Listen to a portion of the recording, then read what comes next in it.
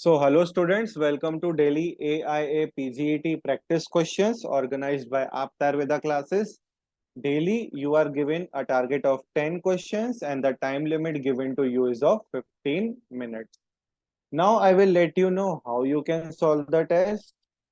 First, download the Aptar classes app from Google Play Store. After that, you have to complete the process of signing up. Once you have signed up, you have to enroll to daily live test course, and after enrolling, you can start appearing for the test. Once you are done with solving all the 10 questions, you can check the right answers with us on our YouTube channel, that is Aptar classes. So now let us begin with today's set of 10 questions. The first question is, which immunoglobulin can pass through the human placenta? And this is an important question. Option A, IgA. Option B, IgG. C is IgM and D is IgD. Now, students, keep in mind that only IgG is the immunoglobulin which can cross the placenta. Okay, this is an important point. Please note it. So, answer of question number 1 is B, IgG. Next question number 2, Sushruta अनुसार शीर का संग्रहण कौन से ऋतु में किया जाता है? बहुत ही इंपॉर्टेंट क्वेश्चन है ये। द्रव्य गुण से लिया गया है। पहले ऑप्शन देखते हैं। ए हेमंत, बी शिशिर, सी वसंत, डी वर्षा। अब देखिए स्टूडेंट्स, यहाँ पर पहले जो राइट आंसर है वो देख लेते हैं। इसका राइट आंसर है हेमंत। हेमंत में शीर का संग्रहण करना चाहिए, ऐसा सुश्रुत बोलते हैं। अब बाकी भी देख लेते हैं, पूरे 6 के 6 ऋतुओं का देख लेते हैं। प्रावरुट में किसका संग्रहण करना चाहिए? मूल का संग्रहण करना चाहिए। नेक्स्ट, वर्षा में पत्र का। इसके बाद जो बताया है शरद, शरद में त्वक संग्रहण करना चाहिए। त्वक यानी छाल का संग्रहण करना चाहिए। ठीक है। वसंत में किसका संग्रहण करोगे? वसंत में एक प्रकार से सार। और लास्ट जो दिया है ग्रीष्म, ग्रीष्म में फल का संग्रहण बताया है। तो इस तरह से यहाँ पे जो 6 ऋतुएं हैं उनमें संग्रहण कौन कौन से क्या बोलते हैं द्रव्य हैं उसके संदर्भ में बताया गया है। तो यहाँ right answer is option A Hemant. Reference दिया है सुश्रुत सूत्र 37 अध्याय, श्लोक नंबर इज 6। ठीक है। क्वेश्चन नंबर 2 का answer is option A. Next question number 3, नीचे 2 कथन दिए गए हैं। अब देखिए स्टूडेंट्स, हमारे एआईपीजीटी में पिछले 3-4 सालों से स्टेटमेंट वाइज और रीजन असर्शन के क्वेश्चंस आना भी शुरू हुए हैं। तो आपको क्या करना है? आपको सिर्फ यहाँ पे जो हम डेली लाइव टेस्ट अरेंज करते हैं 10-10 क्वेश्चंस की, उसको सॉल्व कीजिए। आपको एक प्रैक्टिस होते जाएगी कि हाँ एआईपीजीटी में कैसा आपको एक प्रकार से माइंडसेट लेके जाना है ये क्वेश्चन सॉल्व करने के लिए। तो यहाँ देखिए 2 कथन दिए हैं। कथन 1 जो स्टेटमेंट 1 है, उदर रोग के पूर्व रूप में तृष्णा, आलस्य एवं बलशय होता है। ठीक है। कथन 2 देखते हैं अभी। उदर रोग में प्राण वायु एवं अपान वायु का वैगुण्य होता है। अब उपरोक्त कथनों के आलोक में सही विकल्प का आपको चयन करना है। तो पहला स्टेटमेंट जो दिया है, उदर रोग के पूर्व रूप में तृष्णा, आलस्य एवं बलशय होता है, ये सही है क्या? बिल्कुल गलत है ये स्टेटमेंट। क्यों गलत है? बिकॉज ये ग्रहणी का पूर्व रूप बताया गया है। ठीक है, ध्यान में रखिए क्या कहता है ग्रहणी का पूर्व रूप। तृष्णा आलस्य बलशयम विदाहो अन्न पाकश्च चिरात कायस्य गौरवम। नोट करके रखिए, चरक चिकित्सा जो 15वां अध्याय है वहां ये दिया गया है। उदर रोग का पूर्व रूप नहीं है ये। अब देखिए, उदर रोग में प्राण वायु एवं अपान वायु का वैगुण्य होता है, ये स्टेटमेंट सही है। प्राण अग्नि अपान संदुष्य जनयतम उदरम, क्लियर कट आया है श्लोक में। ठीक है। प्राण अग्नि अपान, इसको आप करके भी, आप आम आदमी पार्टी करके भी ध्यान में रख सकते हो।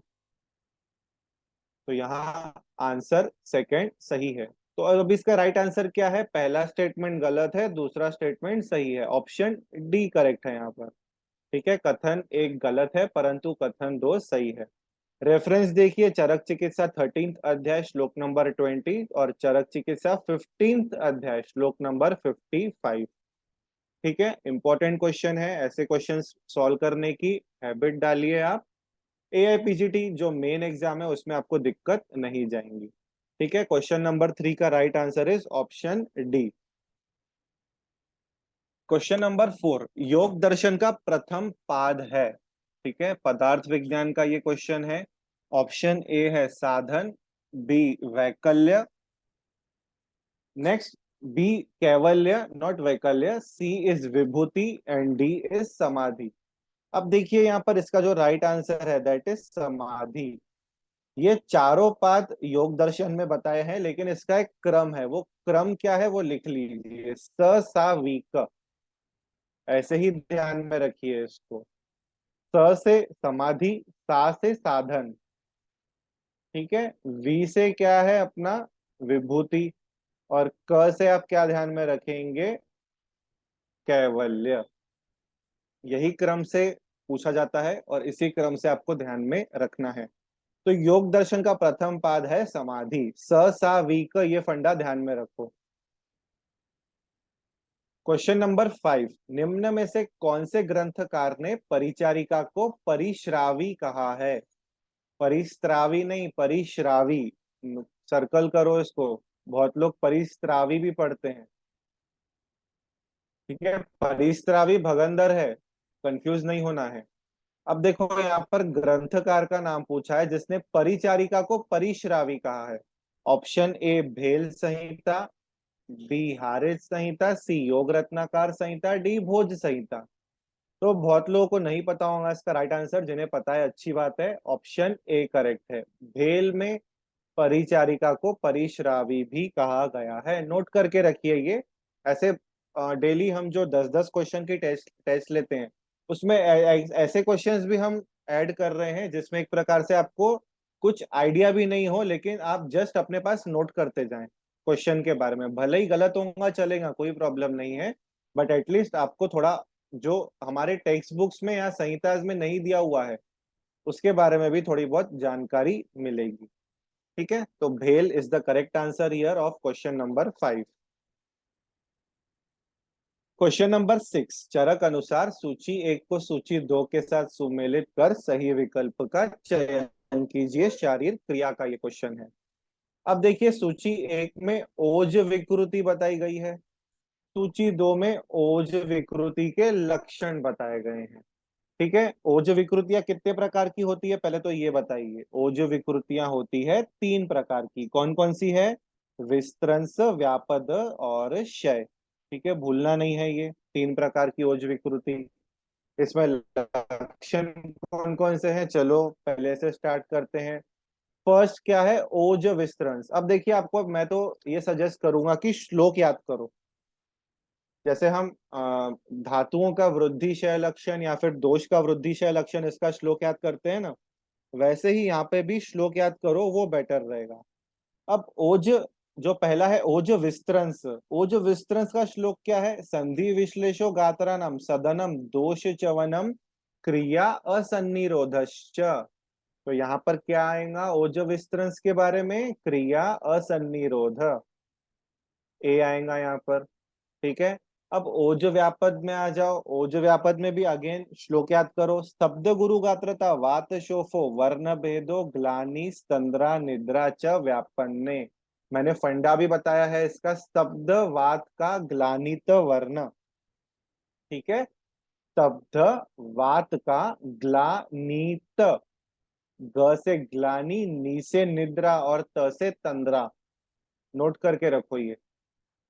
तो यहाँ व्यापद के आगे क्या आएगा, स्तब्ध गुरु गात्रता। और ओजशय, ओजशय का लक्षण याद करो क्या है, मूर्छा मास क्षयो मोह प्रलाप मरणम इति च क्षये। तो यहाँ मास क्षय आ जाएगा सी। ठीक है, इंपॉर्टेंट है ये। तो हमारा फंडा, हमारा राइट आंसर क्या होगा, A3B2C1, ऑप्शन बी करेक्ट आएगा यहाँ पर।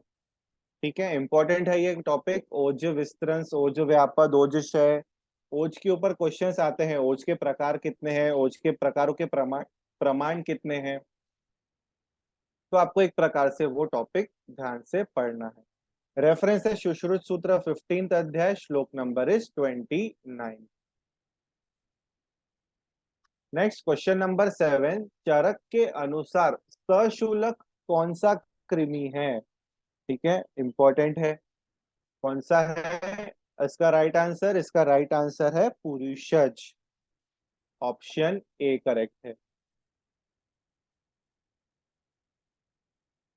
ठीक है, अब देखो कृमि का विभाजन कैसे किया है चरक में। पहले बाह्य कृमि बताए हैं, उसके बाद दूसरे बताए हैं आभ्यंतर कृमि। ठीक है, तो बाह्य कृमि में कौन से दो प्रकार हैं? पता है बहुत लोगों को ये, यूका और पिपलिका या फिर लिक्षा। तो हम यूका और लिक्षा लिखेंगे यहाँ पर। इसके बाद आभ्यंतर कृमि में तीन बताए गए हैं प्रकार, रक्तज, श्लेष्मज और पुरुषज। तो रक्तज कृमि कितने हैं? बाय चरक 6 बताए गए हैं। कौन कौन से हैं? केशाद, लोमाद, लोमद्वीप। चलिए लिखते भी जाइए यहाँ पर, केशाद, लोमाद, लोमद्वीप। नेक्स्ट कौन सा है? सौरस, औदुंबर, जंतु माता।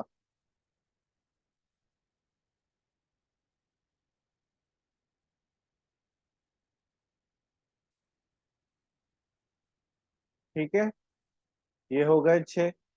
इसके बाद नेक्स्ट जो बताया है वो कौन सा है? श्लेष्मज। ये रक्तज लिख लो यहाँ पर पहले। नेक्स्ट श्लेष्मज आ गया। तो श्लेष्मज कितने बताए हैं? श्लेष्मज बताए हैं 7। कौन कौन से हैं? अन्नाद, ठीक है, अंतराद, अन्नाद नहीं है, अंतराद, उदराद। नेक्स्ट हृदयाद। इसके बाद चूरू। नेक्स्ट इज दर्भ पुष्प। इसके बाद सौगंधिक और महागुद। इस तरह से यहाँ पर 7 श्लेष्मज कृमि बताए हैं। इसके बाद बचे कौन से? पुरुषज। पुरुषज कितने हैं? 6 हैं। कौन कौन से हैं 6? पहला बताया है ककेरुक। नेक्स्ट इज मकेरुक। थर्ड वन इज लेलीह। फोर्थ सशुलक जो हमारा क्वेश्चन है। Fifth is सौसुराग।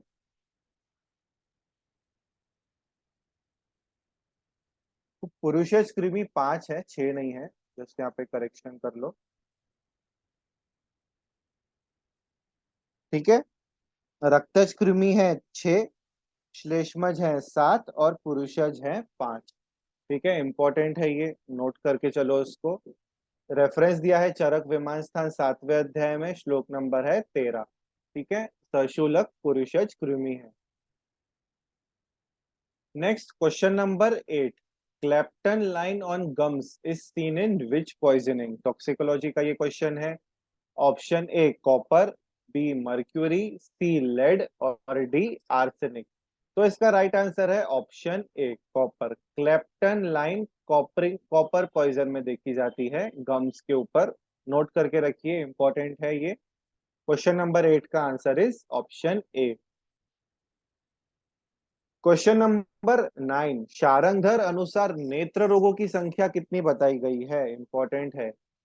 Option A 96, option B 76, option C is 94 and last option D is 78। तो पहले राइट आंसर नोट कर लो इसका। 96 बताई गई, 94 बताई गई है शारंगधर के अनुसार नेत्र रोगों की संख्या। और 94 किसने बताई है? वाग्भट ने भी बताई है। ठीक है, अब 78 किस किसने बताया है? माधव निदान में और भाव प्रकाश में बताया है।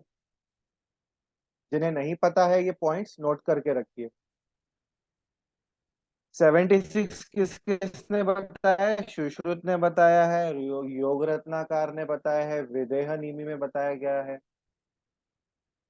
योग रत्नाकर एंड विदेह। 96 किसने बताया है? चरक ने बताया है, डलहन ने बताया है और कराल ने बताया है। तो ये एक प्रकार से यहाँ पे सारे नेत्र रोगों की संख्याएं हमने एक ही क्वेश्चन के अंतर्गत देख लिया। ठीक है, शारंगधर ने कितना बताया है? 94। और किसने बताया 94? आचार्य वाग्भट ने। रेफरेंस दिया है शारंगधर पूर्व खंड 7th अध्याय। तो क्वेश्चन नंबर 9 का right answer is option C. Question number 10, नीचे दिए गए बंध को पहचानिए। शल्य का ये क्वेश्चन है। ऑप्शन ए मंडल, बी पंचांगी, सी खटवा, डी गोफना। अब देखिए स्टूडेंट्स, एआईपीजीटी में पिछले 2-3 सालों से इमेज बेस्ड क्वेश्चंस आना भी शुरू हुए हैं। तो या तो वो द्रव्य के फॉर्म में आते हैं, या किसी बंध के फॉर्म में आते हैं, या फिर कभी कभार किसी रसशास्त्र में जो हम यंत्र वगैरह पढ़ते हैं उसके फॉर्म में भी आ सकते हैं। तो देखिए यहाँ पर आपके सामने एक बंध दिया गया है, आपको जस्ट पहचानना है कि ये कौन सा बंध है। तो इसके पहले ऑप्शंस देख लेते हैं। ऑप्शन ए क्या है? मंडल। अब मंडल बंध यूजुअली कहाँ बांधते हैं हम? वृत्त अंग, जो भी गोल अंग है, जैसे उदर हो गया, उरु हो गया, बाहु हो गया, यहाँ पर बांधा जाता है। पंचांगी, पंचांगी बंध क्या है? जत्रु के ऊपर, ऊर्ध्व जत्रुगत। तो ये जत्रु के ऊपर है क्या? बिल्कुल जत्रु के ऊपर है। देखो ध्यान से, पूरा ये जो बंध है सब जत्रु ऊर्ध्व बताया गया है। ठीक है, तो हमारा राइट आंसर क्या है? पंचांगी। अब बाकी के दो ऑप्शन भी देख लेते हैं। एक बताया गया है खटवा। खटवा यानी कौन सा? फोर टेल्ड बैंड है, जो कि हनु, शंख और गंड रीजन में बांधा जाता है। नेक्स्ट बताया गया है गोफना। अब गोफना कहाँ पे बांधते हैं? जिसको स्लिंग या फिर टी बैंडेज कहते हैं, उसे हम नासा, ओष्ठ, अंश, बस्ती, इन सभी जगहों पर बांधते हैं। तो इसमें से क्या वहां पर कहीं पे नासा, अंश, ओष्ठ, बस्ती नहीं है? ठीक है, तो हमारा राइट आंसर क्या रहेगा? पंचांगी। रेफरेंस है सुश्रुत सूत्र 18th अध्याय। वहां पर पूरे बंध, उनके अवयव कौन कौन से इन्वॉल्व है, सब डिटेल में बताया गया है। तो एक बार वहां से जाकर आप जरूर देख लीजिए। तो आखिरी क्वेश्चन राइट आंसर पंचांगी है। तो हमारे आज के 10 क्वेश्चंस यहीं पर समाप्त होते हैं। हम फिर मिलेंगे नए सेट ऑफ 10 क्वेश्चंस के साथ। Thank you student.